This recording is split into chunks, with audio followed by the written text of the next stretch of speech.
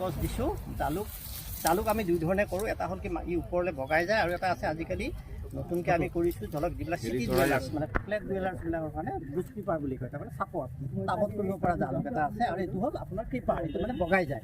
এতিয়া আপোনালোকে দেখিছে এজোপা জালুক যথেষ্ট মানে সুন্দৰ, মানে ইয়াৰ গ্ৰোথটো খুবেই ভাল আৰু ফ্লাৱাৰিঙো যথেষ্টখিনি হৈছে।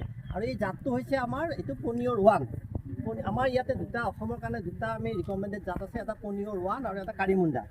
কাৰিমুণ্ডাটোৰ স্পাইকবিলাক অলপ চুটি, গুটিবিলাক যিটো বেৰী বুলি কয় বেৰী চাইজটো স্মল, আৰু তাৰ হেৰি আৰু তাৰপিছত পাতবিলাক অকণমান অভেল টাইপ হয় সৰু, আৰু খালি তাৰ এটা হেৰি এডভান্টেজ কি কাৰিমুণ্ডাটোৱে আপোনাৰ শ্বেড লাভিং, তাৰমানে ধৰক যিবিলাক বাগান খুব ডাঙৰ হয় বা তামোলৰ বাগানেই হওক য'ত 500, 1000 তেনেকুৱা থাকে গছ, তেনেকুৱাৰ মাজত কাৰিমুণ্ডাটো বেষ্ট হয়, কিয় তাত সূৰ্যৰ পোহৰটো কমকৈ পৰে।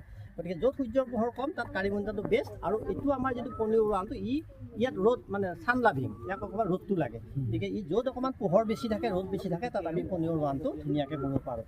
আৰু এতিয়া আপোনালোকে এইটো আমাৰ দেখিছে আপোনালোকে জালুক ধুনীয়াকৈ ফুলি আছে। এতিয়া জালুকৰ ফ্লাৱাৰিঙৰ টাইমটো হ'ল মে'ৰ পৰা জুন, এই দুটা সময়ত জালুকৰ ফ্লাৱাৰিং হয়। তাৰমানে জালুকৰ ফ্লাৱাৰিংটো একদম নিৰ্ভৰ কৰে বৰষুণৰ লগত। আমাৰ ধৰক এপ্ৰিলত যিটো আমাৰ মনচুন আৰম্ভ হয় তেতিয়া মানে বৰদৈচিলা যেতিয়া হয় তাৰপিছতে মনচুন আহে, মনচুন অহাৰ লগে লগে মে'ৰ পৰা ষ্টাৰ্ট হয় ফ্লাৱাৰিং। একদম যেতিয়াই বৰষুণ আহিব তেতিয়াই আৰু ফ্লাৱাৰিং আৰম্ভ হ'ব।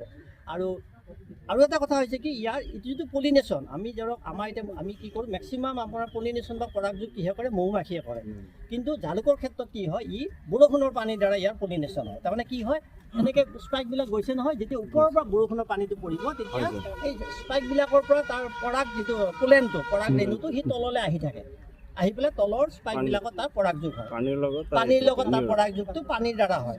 সেইকাৰণে কি হয় এতিয়া ফুলাৰ সময়ত যদি বৰষুণটো নাথাকে তেতিয়া কি হয় পৰাগযোগত ব্যাঘাত হয়, আৰু তেতিয়া এই স্পাইকবিলাক দেখিব খালী গোটেই স্পাইকটো ফুল নহয়, পুৰা নাহে। যেতিয়া তাৰ তললৈ নাহাৰ কাৰণে কি হয় পৰাগযোগটো ভালকৈ নহয়, গতিকে নোহোৱাৰ ফলত কি হয় গুটিবিলাক কমকৈ লাগে বা বেৰী বুলি কওঁ যিটো ফুল নহয়, তাৰমানে স্পাইকটো যিমান থাকিব লাগে 45 বা 50টা যদি স্পাইক আপোনাৰ থাকিব লাগে সিমানটা নাপাব আপুনি, গতিকে এই মানে বেৰী।